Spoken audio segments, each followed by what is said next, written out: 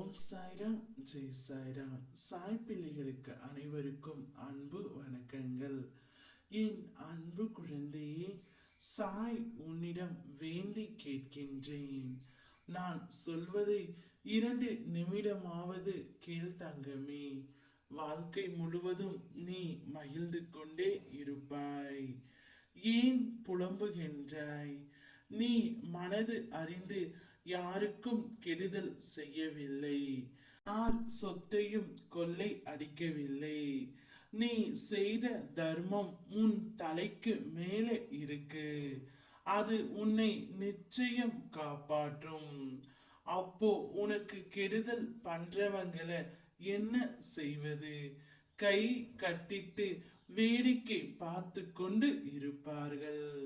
அவர்கள் உனக்கு பண்ணின கெடுதலை விட காலம் அவர்களுக்கு கொடுக்கின்ற சன்மானம் மிக பெரியது. நீ அமைதியோடு என் நாமம் கூறிக்கொண்டு உன் கடமைகளை செய். உனக்கு கெடுதல் பண்ணவங்க எல்லோரும் எப்படி இருக்கிறார்கள் என்று உன் கண்முன் நான் காட்டுகின்றேன். எப்பொழுதும் உனக்கு ஊக்குவிக்கின்ற உன் பாசமுள்ள குடும்பத்தோடு மட்டுமே நீ இருக்க வேண்டும். குடும்பம் என்பது உன்னை உயிர் வாழ வைத்து கொண்டு இருக்கும் மிக பெரிய கோவில் ஆகும். நீ வாழ்வதற்கு அர்த்தமே உன்னுடைய குடும்பம்தான். உன் குடும்பத்தில் உள்ளவர்களோடு உண்மையான நேசமும் ஆதரவுமாக நீ இருக்க வேண்டும். அப்பொழுதுதான் உன் வாழ்வு மிகவும் சிறப்பாக அமையும். குடும்பத்தோடு உள்ளவர்களிடம் பாசத்தோடும் நல்ல முறையில் நீ வாழ்க்கை நடத்தினால் இறைவன் வாழும் ஆலயமாக உன்னுடைய மனம் இருக்கும்.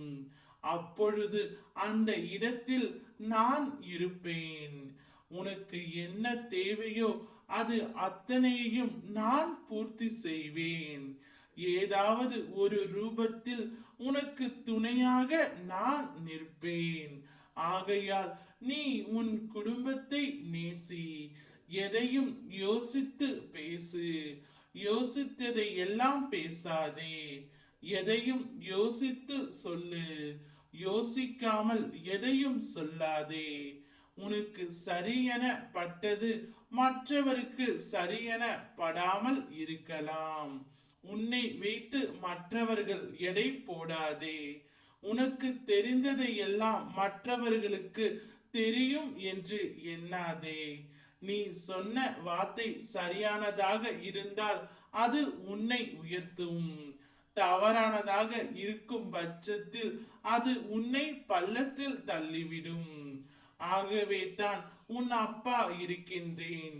ஒவ்வொருடமும் பார்த்து பேசு. இனி உன் வாழ்க்கை முழுவதும் மகிழ்வாய். ஓம் சாய்ராம்.